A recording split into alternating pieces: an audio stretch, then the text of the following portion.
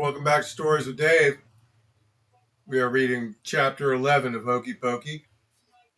Love was in the air. You might say that love was in the air.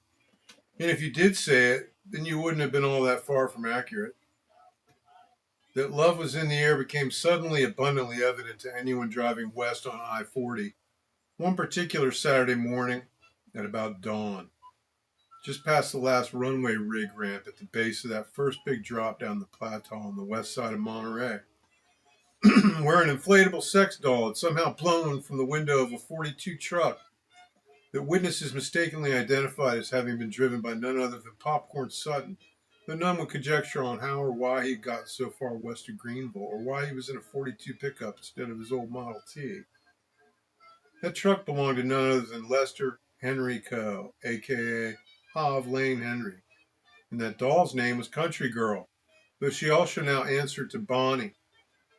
Tragically, a freak gust of wind had dislodged Bonnie from her permanent daytime location in the passenger seat of Henry's truck, sending her magnificently aloft in a long, graceful, spiraling updraft that caused her to float above the highway like a garishly pink harpy, menacing all the pilgrims passing below until another side gust trapped her among the branches of a tall oak growing in the wooded median, where she hung, one semi-deflated arm flapping in a grotesque, masturbatory welcoming gesture, until she was removed once and for all by a derecho during the autumn tornado season.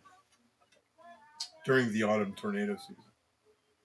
anyone with their finger solidly on the pulse of life in this part of the plateau, Bonnie made perfect sense. She was the only plausible welcoming committee for Cokeville, if not for all of Putnam County. "Welcome to Cokeville," she waved. Below her, on a little blue sign with white lettering, they might have added the following information: gas, cigarettes, night crawlers, ice cream, Jesus, next 3 exits. They might also have added acetine, toluene, Coleman fuel, and pseudoephedrine to that list, were there not a sudden dearth of those items at the new Walmart next to the highway, where Jason Bynum, a slow-learning, hard-working recent graduate of Cokeville High School, stood utterly bewildered, scratching his noggin halfway down the hardware aisle, where every shelf sagged flush with inventory except for the rack where the acetone and petroleum ether products were normally displayed. "Hail far," he said to nobody in particular. "It just don't make no sense. I done stocked those just yesterday." When his manager asked him about it later that day, he said he had no clue what bought all of it. Whoever it was, they must have been stripping a whole daggone Washington Monument's worth of primer. In the space of a week, all sorts of run-of-the-mill household items were in markedly short supply in Putnam County. Restaurant owners had to drive all the way to Lebanon to find matches by the case. Truckers who had learned to rely on trucker stops at the Willow and Jefferson exits for an emergency resupply of asthma pills began bypassing Cokeville altogether. The tack and feed shops from Crossville to Nashville began reaching out to one another to confirm a sudden alarming iodine-depleting spike in reported cases of seedy toe and white line disease among local mom-and-pop horse farming operations.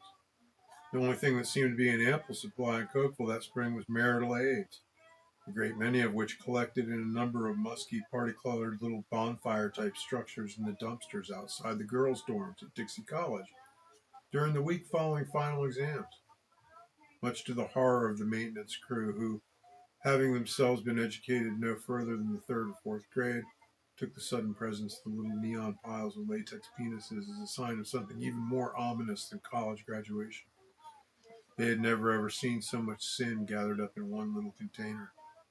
Yet other devices, smaller, concealable ones with remote control and variable modes of vibration, started showing up on the line at Russell Stover Candy Factory, where the candy breakers had recently exhibited a renewed collective sense of zeal for their work, and where the sound of their frequent mid-shift orgasms had become a cause of concern among management, who were at a loss for a plan to confiscate the things, and who suspected, rightly so, that some of the ladies had already graduated to even stealthier Benoit balls.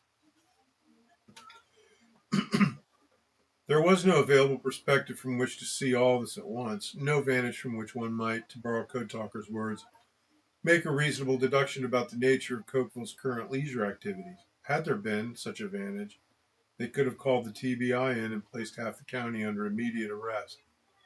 At the very least, Such advantage would have enabled neighbors and passers-by to understand why the good Reverend Judge Goolsby had emerged suddenly from the rectory on the very night when Nipper and Coat Talker hung the new sign above the door to Hokey Pokey.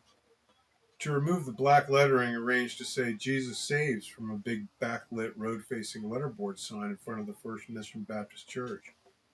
And it most certainly would have explained why his wife, Candace, just a few hours later, emerged suddenly from the rectory to add those letters back. That's chapter 11 of Hokey Pokey. Thanks for joining me again. Thanks for the support.